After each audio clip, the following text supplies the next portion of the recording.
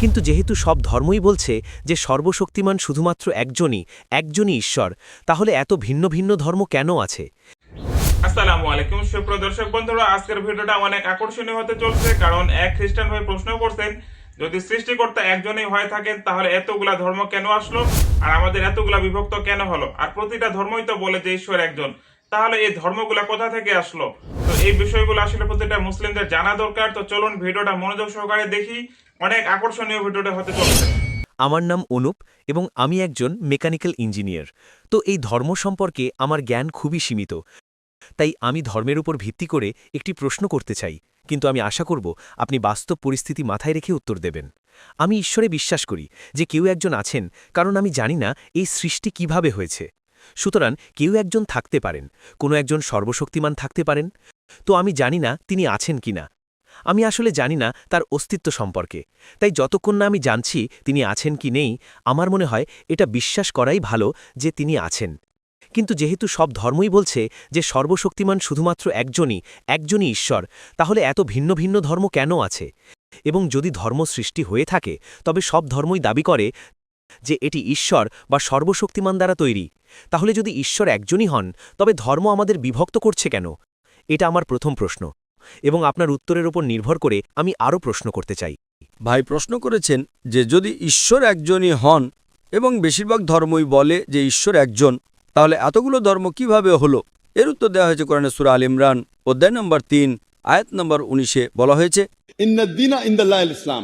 একমাত্র ধর্ম, একমাত্র জীবন ব্যবস্থা গ্রহণযোগ্য ঈশ্বরের দৃষ্টিতে, সর্বশক্তিমান আল্লাহর দৃষ্টিতে, তা হলো ইসলাম।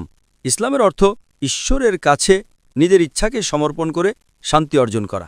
এখন সর্বশক্তিমান ঈশ্বর বহু আসমানি কিতাব পাঠিয়েছেন, বহু রাসূল পাঠিয়েছেন, কিন্তু সময়ের সাথে এই বার্তাগুলো বিকৃত হয়ে গেছে, সেগুলো পরিবর্তিত হয়ে গেছে।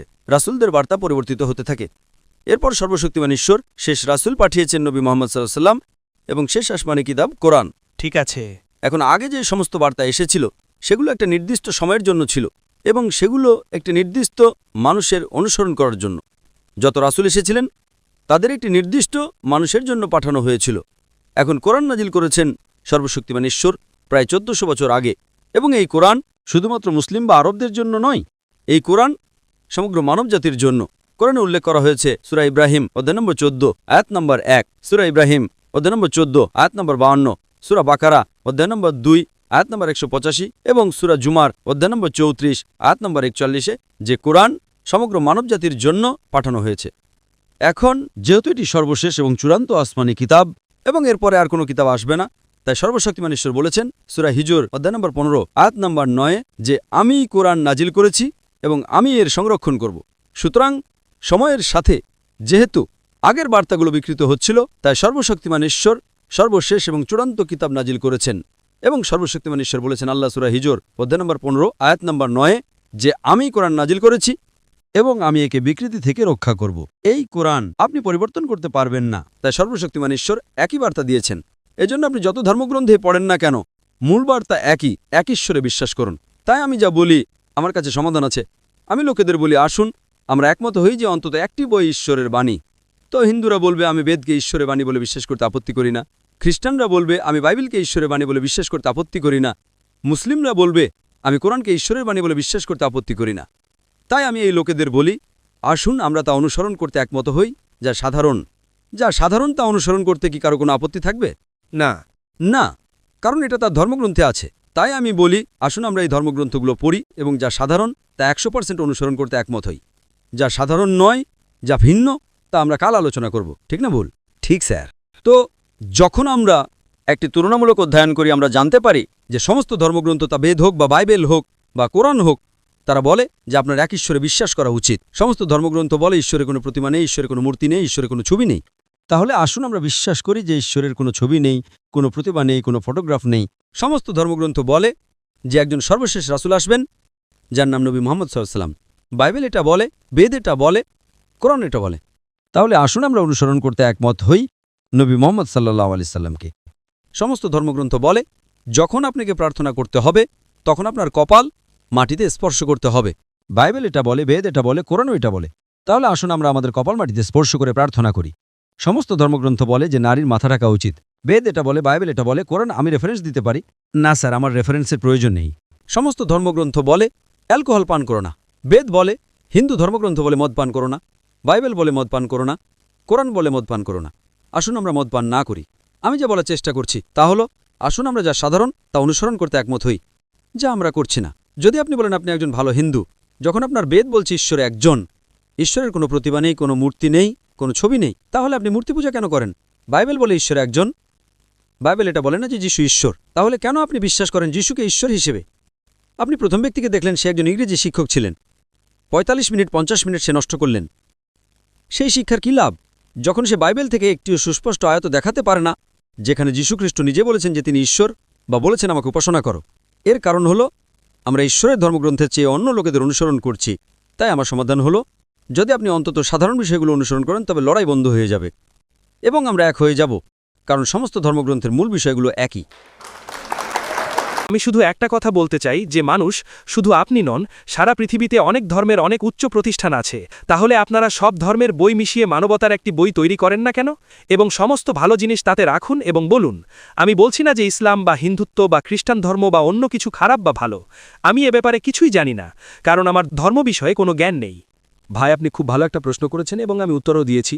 আপনি বলছেন আসুন আমরা সব ভালো জিনিস রাখি, কোনটা ভালো কোনটা খারাপ থাকে ঠিক করবে। আমি যে বলার চেষ্টা করছি তা হলো, আসুন আমরা যা সাধারণতা অনুসরণ করি, যা আপনার প্রস্তাবের চেয়েও সহজ। আমার সমাধান বেশি বাস্তবমুখী আপনার সমাধানের চেয়ে। আসুন আমরা ভালো জিনিসগুলো বেছে নিই। এখন আপনি কিভাবে জানবেন কোরআনে কি ভালো আর কি মন্দ? ঠিক আছে, আমি দুঃখিত, সাধারণ জিনিস আমি বলছি তাকে। আমি তো আপনাকে এটাই বলেছি। ঠিক আছে। তাহলে আপনি অন্তত সেটা অনুসরণ করেন না কেন? অন্যদের কথা বাদ দিন। হ্যাঁ স্যার। আমি তো সবার পেছনে বন্দুক নিয়ে যেতে পারি না, তাই না? জি স্যার। আমি আপনাকে জিজ্ঞেস করছি, আপনি কি এখন থেকে যা সাধারণ সেটা অনুসরণ করবেন?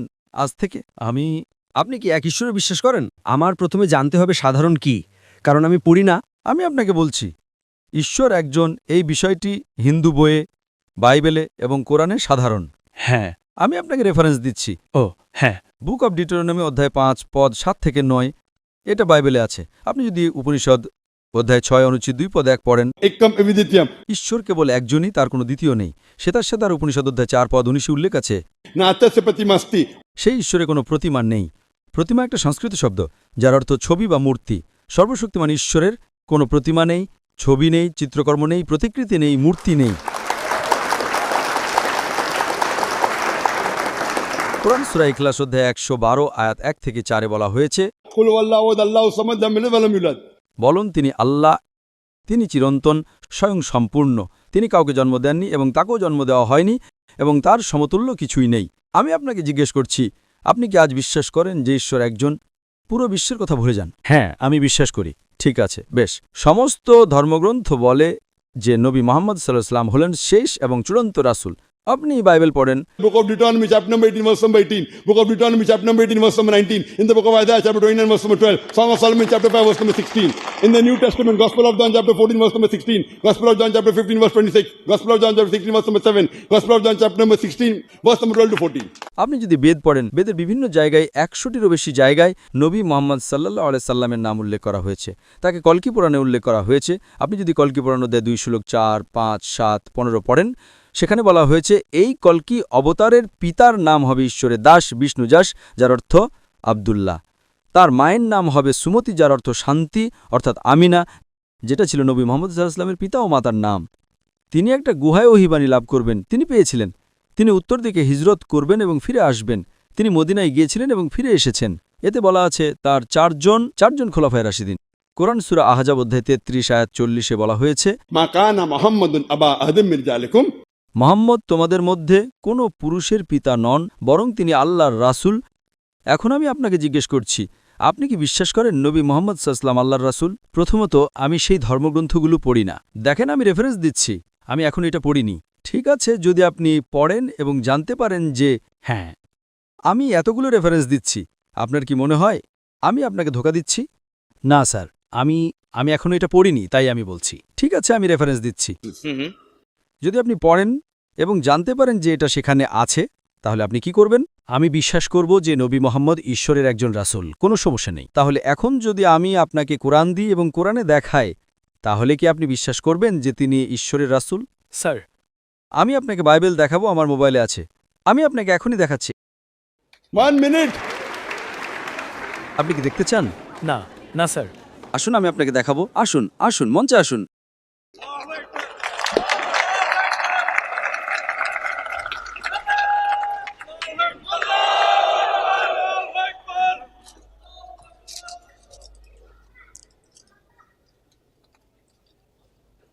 মোহাম্মদ তোমাদের মধ্যে কোনো পুরুষের পিতা নন, বরং তিনি আল্লাহর রাসূল। বাইবেলে বুক অব ডিটোরনমি অধ্যায় 18 আয়াত 18। এছাড়াও উল্লেখ আছে গসপেল অফ জন অধ্যায় 16 শ্লোক 12 থেকে 14। আমার তোমাদের অনেক কিছু বলার আছে, কিন্তু তোমরা এখন তা সহ্য করতে পারবে না। যখন সেই সত্যের আত্মা আসবেন, তিনি তোমাদের মহিমান্বিত করবেন। এছাড়াও কলকি পরনে শ্লোক নম্বর 5, 7, 11 এবং 15 যে এই নবীজি নিয়ে আসবেন তার পিতার নাম হবে বিষ্ণুযাস। এখন কি আপনি বিশ্বাস করেন? হ্যাঁ স্যার। আমি বিশ্বাস করি। বিশ্বাস করেন? মাশাআল্লাহ। আমি আমার জায়গায় গিয়ে আপনি এখান থেকেও বলতে পারেন। আচ্ছা, আপনি ওখানে গিয়ে বলতে চান, ঠিক আছে, ওখানে গিয়ে বলেন, কোনো সমস্যা নেই। তিনি ওখান থেকে বলতে চান। তাহলে এখন যদি আপনি বিশ্বাস করেন যে ঈশ্বর একজন, এবং যদি আপনি বিশ্বাস করেন নবী মুহাম্মদ ঈশ্বরের রাসূল, ভাই এই দুটো, তাহলে এখন কি আপনি বিশ্বাস করেন যে ঈশ্বর একজন? আমি সবসময় বিশ্বাস করি যে ঈশ্বর কেবল একজনই। এবং আপনি কি বিশ্বাস করেন নবী মুহাম্মদ আল্লাহর রাসূল? হ্যাঁ স্যার। ভাই এই দুটো, ভাই একজন মুসলিম হওয়ার জন্য ন্যূনতম দুটি প্রয়োজনীয় বিষয়। এখন মুসলিম মানে আবার কি? একজন ব্যক্তি যে তার ইচ্ছাকে ঈশ্বরের কাছে সমর্পণ করে। আপনি বলতে পারেন আপনি আপনার ইচ্ছাকে ঈশ্বরের কাছে সমর্পণ করেন, আরবিতে আমরা বলি মুসলিম, ঠিক? জি স্যার। তো এখন যদি আপনি বিশ্বাস করেন, অন্য জিনিসগুলো পরে আসবে, শত শত জিনিস আছে, কিন্তু এই দুটো হলো ন্যূনতম বিষয় ঈশ্বরের কাছে আপনার ইচ্ছাকে সমর্পণ করার জন্য। তো এই দুটো কথা বললেই আপনি মুসলিম হয়ে যান, এবং পরে ধীরে ধীরে বাকিগুলো আসবে। তাই এই দুটো সাধারণ বিষয়ই হলো সমস্ত প্রধান ধর্মগ্রন্থের মূল দুটো সাধারণ বিষয়। তাহলে আপনি কি এখন সাদা আরবিতে বলতে চান? না, আমার আরও কয়েকটি প্রশ্ন আছে। না না, প্রথমে আমরা, কারণ সময় কম, আমাদের শেষ করতে হবে, পুলিশ বলছে। ঠিক আছে। আসুন সমস্যাটির সমাধান করি। ঠিক আছে স্যার, আমি 2 মিনিট সময় নেব। আপনি যদি বিশ্বাস করেন যে ঈশ্বর একজন, এবং আপনি বিশ্বাস করেন নবী মুহাম্মদ একজন রাসূল, তাহলে আমার মতে আপনি ইতিমধ্যে একজন মুসলিম। হতে পারে স্যার, কিন্তু আমি একজন ভালো উন্নত মানুষ হয়ে থাকতে চাই। অবশ্যই। আমি নিজেকে বিভক্ত করতে চাই না। আপনাকে অনেক ধন্যবাদ। বন্ধুরা, আপনারা যারা পরিপূর্ণ ভিডিওটি দেখছেন তাদের জন্য আমার সর্বশেষ যে কথাগুলো থাকবে তা প্রতিটি মুসলিম ভাই শুনে যাবেন, কারণ এটি শুনলে আপনারা আরো বিস্তারিতভাবে বিধর্মীদেরকে বুঝাতে পারবেন। তো আমি মূল টপিকে আসি। আজকের পর্বটি ছিল যে যেহেতু সৃষ্টিকর্তা একজন আর প্রতিটি ধর্মই দাবি করে যে সৃষ্টিকর্তা একজনই, তাহলে এতগুলা ধর্ম কি করে আসলো। তো মূল বিষয়টি হচ্ছে কি ভাই, আপনি যদি সহজভাবে বুঝতে চান তাহলে আপনাকে সহজভাবেই এই বিষয়টা ধরিয়ে দিচ্ছি। দেখেন, সৃষ্টিকর্তা যুগে যুগে আমাদেরকে নবী ও রাসূলগণ প্রেরণ করেছিলেন আমাদেরকে দাওয়াতের উদ্দেশ্যে। তো এইরকম একটি পর্যায়ক্রমে নবী রাসূল আস্তে আস্তে আদম হাওয়া থেকে শুরু করে পর্যায়ক্রমে আস্তে আস্তে একটা সময়ে 4 জন প্রধান, মানে 4 জন প্রধান এলাকার মধ্যে যেমন ব্যক্তিবর্গ থাকে, এরকম 4 জন প্রধান ব্যক্তিবর্গ তিনারা কিন্তু ইসলাম প্রচার করতেন। তো এই ইসলাম প্রচার করতে গিয়ে তাদেরকেও মানুষ অনেক ভালোবেসে ফেলে এবং তাদের কথাগুলো অনুসরণ করে চলে। এরপরে লোকগুলো যখন মারা যায়, তখন সেই সময় সম্প্রদায় তারা বলে যে এখন আমরা আর আগের মতো ইবাদত করে সন্তুষ্টি অর্জন করতে পারি না। যখন তার ইবাদতে সন্তুষ্টি অর্জন করতে পারে না, তখন শয়তান আবার তাদের কানে গিয়ে বলে যে তোমরা যদি একটা মূর্তি তৈরি করো ওই লোকগুলার নামে, তাহলে অবশ্যই মূর্তিটা দেখে দেখে তোমরা কিন্তু তাদেরকে ফিল করতে পারবে, অর্থাৎ তাদেরকে অনুসরণ করে ইবাদত করতে পারবে। তো শুরুতে এরকম বিষয়টাই ঘটতো, তারা মূর্তি বানায় রাখছিল, এরপরে মনে করেন যে তারা ওই মূর্তির হাত ধরতো বা বসে থাকতো, মানে ওরকম কিছু একটা করতো, মূর্তিকে সম্মান দিত। তো এই মূর্তিটাকে সম্মান দিতে দিতে মানুষের তো পর্যায়ক্রম আসতেই থাকবে। তো এই পর্যায়ক্রম চলতে চলতে কোনো এক পর্যায়ে দেখা যায় যে তারা মূর্তিকেই সেজদা করা শুরু করে দিল, কিংবা মূর্তিরই আরাধনা করা শুরু করে দিল। তো এই যে প্রচারটা ঘটলো আর এই যে বিষয়টা শুরু হলো, তো সেই সময় থেকে আসলে একদল হয়ে গেল মূর্তি পূজারী। আমি বলবো না যে অন্যান্য ধর্মের কথা, আমি শুধু ভাবে দেখেন একদল মূর্তি পূজা নিয়ে মহান সৃষ্টিকর্তার সান্নিধ্য পেতে চায়, আর একদল মূর্তি ছাড়াই পেতে চায়। এটাই হচ্ছে মূল টপিক। যারা মূর্তি ছাড়াই সান্নিধ্য পেতে চায় তারা হচ্ছেন ইসলাম ধর্মে গ্রহণ করছে যে মূর্তি ছাড়াই ইবাদত করা যায়। সেটি আমাদের পর্যায়ক্রমে নবী রাসূলগণ দাওয়াত দিয়ে গেছেন যে সৃষ্টিকর্তাকে পাইতে হলে কোনো এই কাগজের মূর্তি কিংবা পাথরের মূর্তি কিংবা মাটির মূর্তির কোনো শক্তি নাই। এটা আমরা স্বাভাবিকভাবেই বুঝতে পারি, কেবল অবুঝরাই আমরা বুঝবো না। তো আমি এদিকে কথা বলবো না। তো মূল বিষয়টি হচ্ছে যে এই মূর্তির প্রচলন তখন আসে শুরু হয়ে যায়। তো একদল মূর্তির দিকে ঝুঁকে পড়ে, আর একদল এই যে দাওয়াত পর্যায়ক্রম চলতেই ছিল, নবী রাসূল তো লক্ষ কোটি, মানে অর্থাৎ 2 লক্ষ পয়গাম্বর এসেছিলেন, কিংবা আরো অনেক, মানে একটা নির্দিষ্ট সংখ্যাটা দেওয়া হয়নি। তো এই যে তারা আসছিলেন, তারা কিন্তু দাওয়াত দিয়ে দিয়ে আসলে আমাদের ইসলাম ধর্মটার একটা সূত্র চলে আসছে। তো মূল সূত্রটা ছিল যে এক আল্লাহর ইবাদত করা কিংবা একক সত্তার ইবাদত করা। তো এটাই কিন্তু প্রতিফলন ঘটতেছে এশিয়ার জামানায় এসেও। তো মূল বিষয়টি হচ্ছে যে এই মূর্তিটা কিন্তু তখন চলে আসলো, মূর্তিটাকে আর কেউ সরাইতে পারে নাই, কারণ এটি এক সম্প্রদায় মেনে নিয়েছিল যে মূর্তির সাথে মনে হয় কথা বললে বা মূর্তি কথা শুনে বা মূর্তির সুখ দুঃখ বুঝে এবং মূর্তি দ্বারাই তারা চলে যাবে জান্নাতে। তো আসলে এই ধরনের ভুলগুলা এখন কি করবেন, যুগের পর যুগ চলে আসছে। তো আমরা যারা শিক্ষিত তারা আমরা এই সত্যগুলাকে মেনে নিব, আর যারা অশিক্ষিত আমি তাদেরকে বলবো না, আপনারা একটু ঘাটেন, দেখেন কোনটা ভালো, কোনটা সাদা, কোনটা কালো, আপনি সবই বুঝেন। তো আপনি এটুকু বুঝতে পারেন না যে মূর্তির কতটুকু শক্তি থাকে। আর যদি আপনি বলেই থাকেন যে আসলে এই ধর্মগুলোর উৎপত্তি কি, তাহলে আমি তো সংক্ষিপ্ত আকারে বলেই দিলাম। এরপরেও যদি প্রশ্ন থাকে আমাকে বলবেন, আর এইভাবে একদিন আমরা বিস্তারিত আলোচনাগুলো তুলে ধরবো। তো আজকের ভিডিওটা এই পর্যন্তই। যে যতটুকু বুঝছেন আলহামদুলিল্লাহ, যদি না বুঝেন তাহলে কমেন্ট করবেন কিচ্ছু বুঝি নেই, আমি আবার আপনাদেরকে বিস্তারিত আলোচনা শোনাবো। তো ভালো থাকুন, আল্লাহ হাফেজ।